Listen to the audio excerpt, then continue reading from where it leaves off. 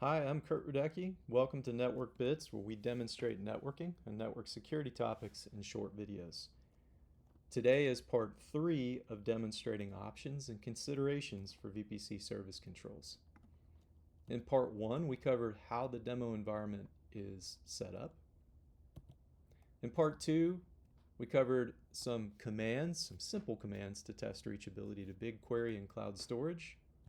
And then we also ran through a few steps testing reaching BigQuery and cloud storage with and without a VPC Service Controls perimeter and changing the setup of the VPC Service Controls perimeter. Today we'll focus on users and machines from outside of GCP reaching to BigQuery and to cloud storage. To do this, we'll use my home computer and we'll run the same curl commands that we ran previously.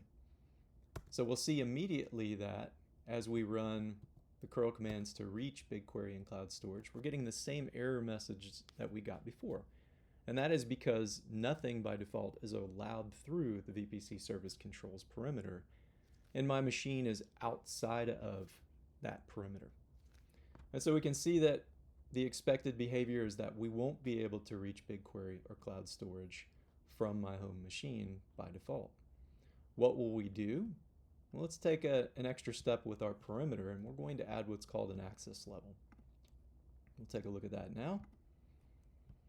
And to add an access level, you go to this part of the VPC Service Controls configuration, press Add Access Level. Now, an access level allows you to do things like what we're trying to do here, which is, for example, add a public IP address to allow through the perimeter.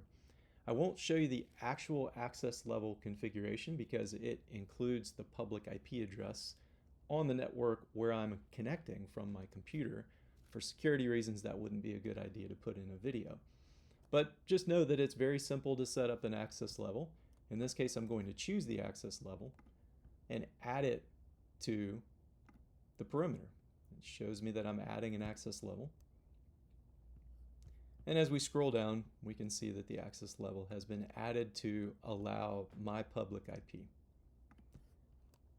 As we move back over to our diagram, you can see that the access level has been added. And the expected behavior now is that we should be able to get to both cloud storage and to BigQuery. Let's test that now. We can get to cloud storage successfully. Let's test BigQuery.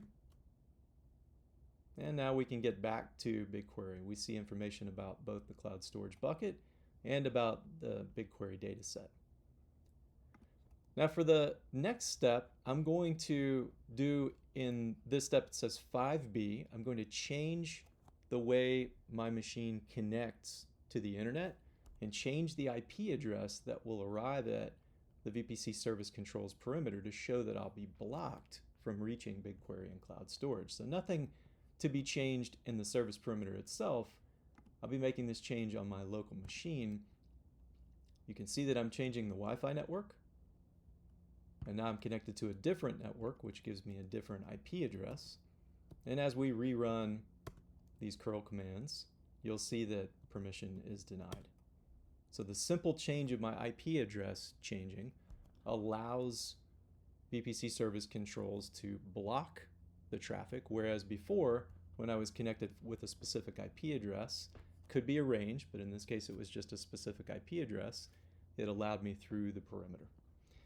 The next step that we'll take, and I won't record this for sake of time, I'm going to remove the access level from the perimeter so that we can set up for part 4 of this series where we'll go into a little bit more of VPC service controls. For now, I hope this helps.